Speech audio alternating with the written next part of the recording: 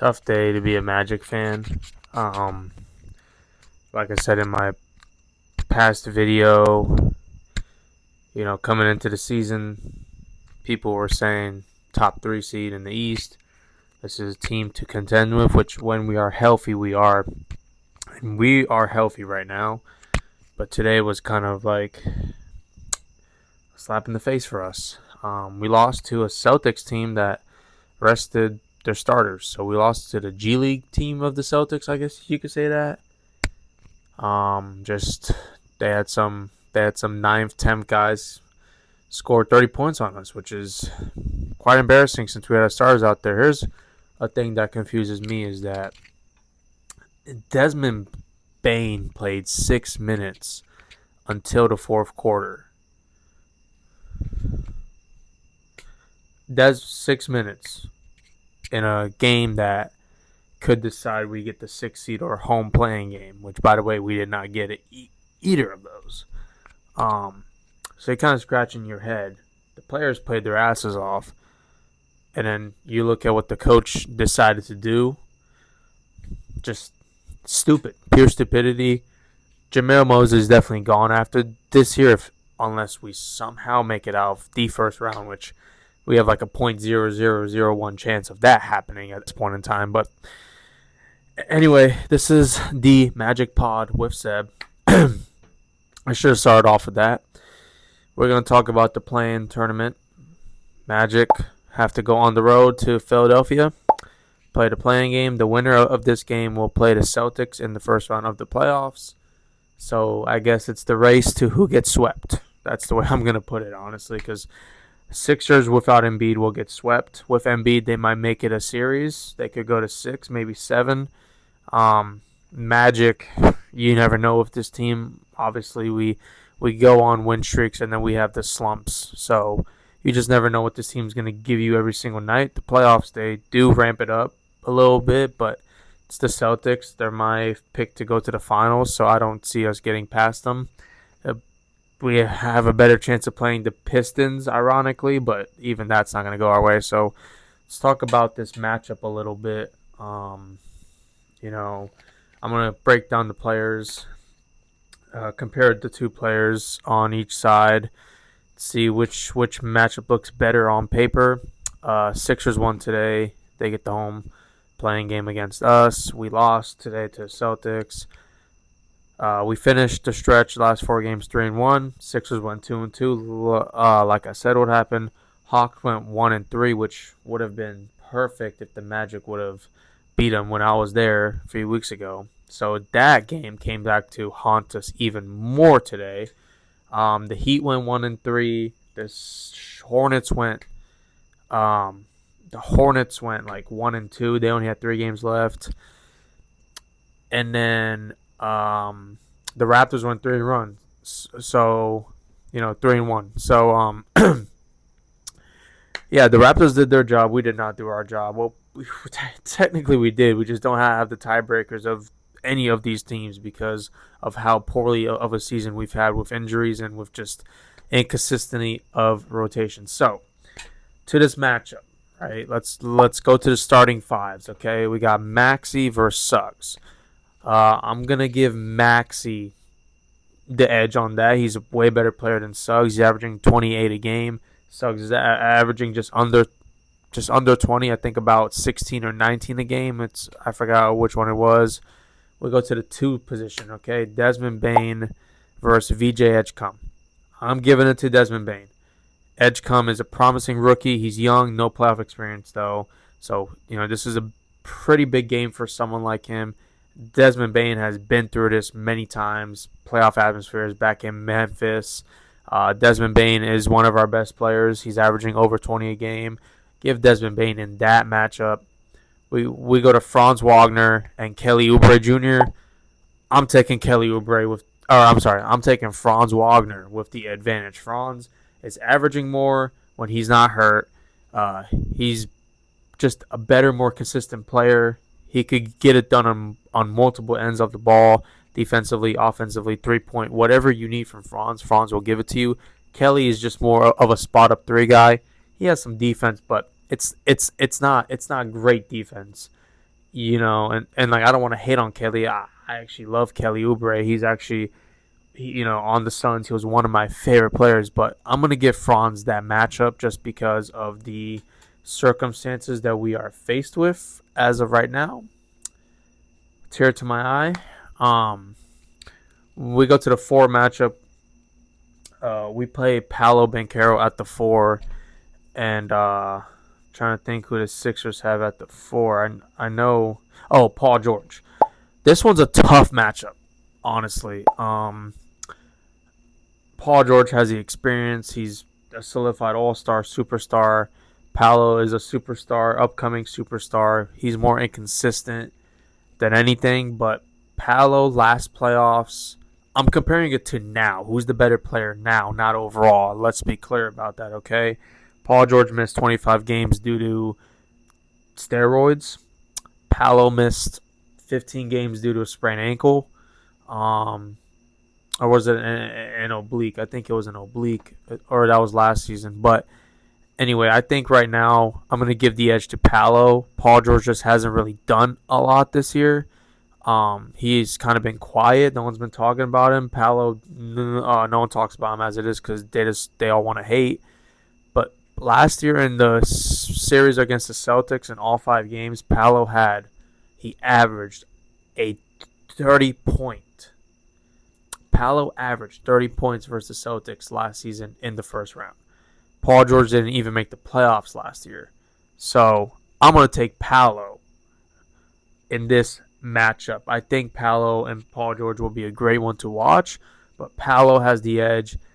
He's definitely in better shape, and he's younger. I'm going to go with the younger guy, the hungrier guy, right? Paul George kind of has accomplished a lot, except the championship. Same boat as Paolo. He hasn't accomplished a lot, but he's going to accomplish a lot. Maybe he won't ever win a title, but he's going to accomplish just as much as Paul George, possibly. We go to the center position. Now, hands down, the Sixers had Embiid. You could easily say that's an easy spot on check mark for Joel Embiid.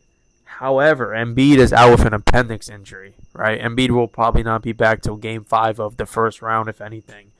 If the Sixers get that far. But Andre Bona versus Wendell Carter Jr. Carter Jr. played 74 games this season. He's been consistently in the rotation. Has he been consistently playing well? No. However, Bona is averaging 4.9 points a game and 4.4 rebounds a game. Carter Jr. is averaging 17.3 points a game and 7.1 rebounds a game, or 6.9. Okay, I'm giving Carter Jr. the edge in that. Bona is not good. I'm sorry, Sixers fans, but he's just not good. Carter Jr. is going to eat him up offensively. Bona is pretty good with getting rebounds. But everything else, he's just not. He's not good. He's not a starting center in the NBA. I mean, he's just not. So you look at the starters. The Magic have the edge. I think when you go toe to toe with each player, I think Tyrese Maxey and Paul George are the ones you could definitely argue. But like everybody else, I think is pretty fair.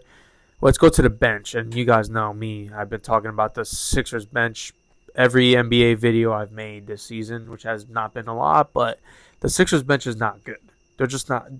They don't have any big, heavy hitters. Okay, our bench is pretty. I mean, the last week our bench is averaging 40 to 55 points a game, except for tonight. Tonight was a fluke. We got upset, but let's go to the point guards. Okay, Quentin Grimes and Anthony Black. This one's tough because Quentin Grimes is pretty. He's been good in the past, right? Anthony Black has had a breakout season before his injury, and when he came back, he's kind of starting to feel himself again. I'm gonna go with Anthony Black, man. Anthony Black has had one of the best seasons we've seen a 6-man have on this team.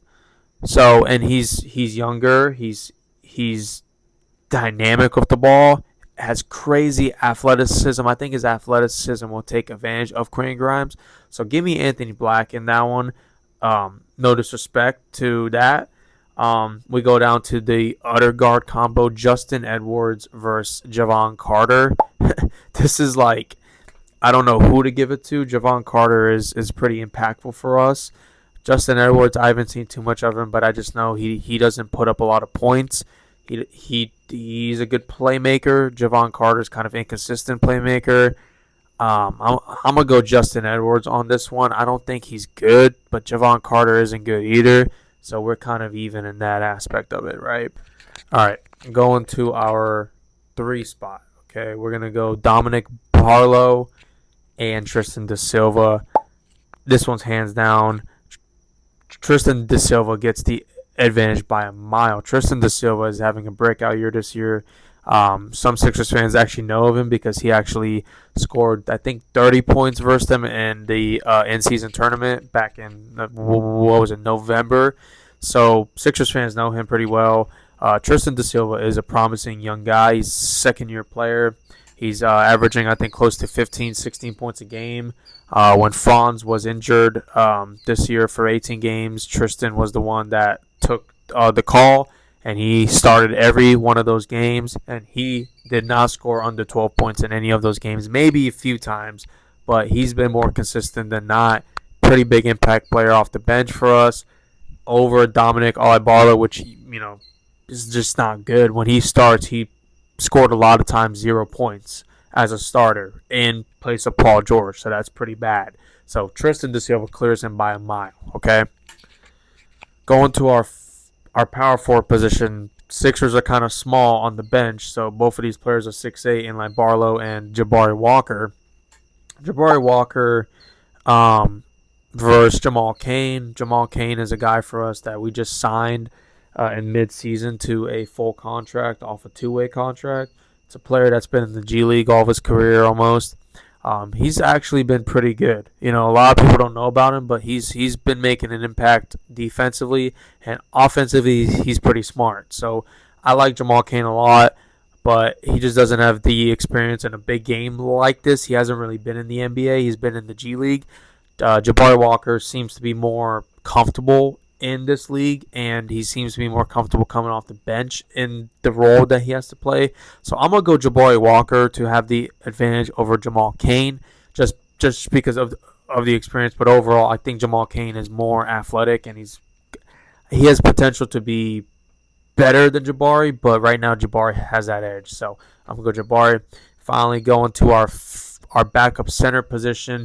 We have Andre Drummond, which I don't know why he's not starting. Maybe his age plays a factor into it. And then we got Goga Batadze right next to us. This one's tough. Okay, I think Drummond overall is the better player. Obviously, people know that. Goga has not been who he was last year. Goga's been more inconsistent for us this season. Drummond, I haven't seen too much of him. I think he's kind of fallen off the grid a little bit.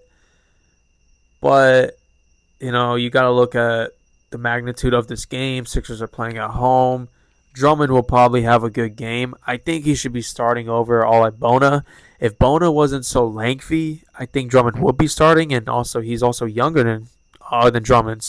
But Bona is just so bad. I can't get over how bad he is. And watch him.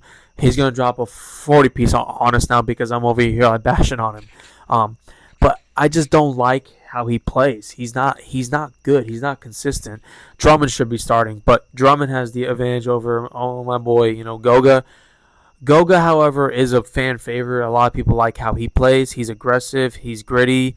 So give me Andre Drummond over Goga Batadze. It's my cat right here. He's interested in what I gotta say about our crappy team that we support here in this household. Now we're going to go to the score prediction and what I think is going to happen as far as the matchup goes between the two teams. It's so depressing thinking about we have to go on the road as an 8th seed to play the 7th seed in a playing game. Playing tournament keeps more teams competitive throughout the year, but ironically, old NBA, we'd be playing the Pistons starting on Thursday, right? So it's like, it's just this whole playing adds another week, and it just kind of takes away rest from those teams in the 7th and 8th seed. So this is, like I said, this is the fight to see who gets swept by the Celtics. Unless Embiid comes back, which I don't think he's going to come back in time. He'll probably be 3-0 or 3-1 for the Celtics if they do end up playing them. But the Magic have been on and off, hot and cold. Sixers have been hot and cold all year too. They've had injuries too. I mean, Embiid's always hurt, right? So I kind of feel it. I kind of see how Sixers fans feel not having their stars consistently. It's disappointing. It's super frustrating. And as you guys know, EJ is from Philadelphia. Well, his family is from Philadelphia, so he's a Sixers fan, but he supports us too. Obviously, he's gonna root for them this time, but it's just disappointing. I could see how it feels to not have your stars consistently. So we've had this issue for 3 years, and I just think it's getting to the point where who do you blame? Coaching, training staff is the one I would blame, and ownership. Who do you blame? The Sixers could use a new coach. They could use a new ownership too. Shoot, new GM. That's all they need. Daryl Morey is one of the worst GMs in the league. So I think we're both in the same boat. Sixers and Orlando, talent-wise, they're there. They got the squad to make a deep run, but they're never healthy. They don't got the coaching. They don't got the ownership, and they don't have the GM, obviously, in this case. So I don't really know who I'm going to pick here. I'm trying to think as I'm making this video, but based off what I saw tonight, I think Orlando's going to come out playing really angry, really mad. Also, you got to think about, we don't match up well with the Hornets. If we lose, the winner of the Heat and the Hornets is who we'd have to play. Sixers match up better with the Heat, but they match up better with the Hornets than we do. We match up good with the Heat. We swept them this year, 5-0. And watch, this would be the one game that they do beat us in. God, that would be so bad. But I'm not trying to think about that. Let's go one game at a time. So toilet bowl, Playin tournament, yeah. Oh man. So I think the Magic know that this is kind of the best chance, but also you got to look at, do you want to tank this game, take a chance on beating the Hornets at home in Orlando, and then playing the Pistons first round with Cade Cunningham back? Some fans say do that, some fans don't. I say win whatever you can, because Pistons with Cade Cunningham will probably make the Eastern Conference Finals this year and lose to the Celtics. Let's be honest with that.